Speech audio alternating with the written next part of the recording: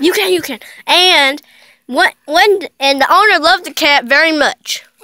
What does the crazy neighbor do? And then the crazy neighbor tries to steal the cat. But he does not steal it. He runs away. He got to run away. The crazy neighbor runs away. And then one day when the owner was at work, go to work, the crazy neighbor came. Crazy neighbor came and stole the cat. Dad does have crazy. Okay, just go and, yeah. Stole the cat.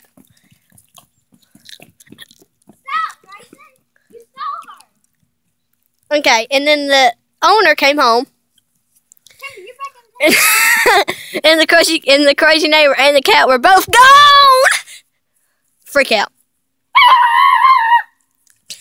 And then the owner knew where the cat was. Get over there, cat. Go. No, cat. Over here. No, go over. Okay, and then so she went to the crazy neighbor's house. Grayson, I'm going to your house. What the? And then, ow!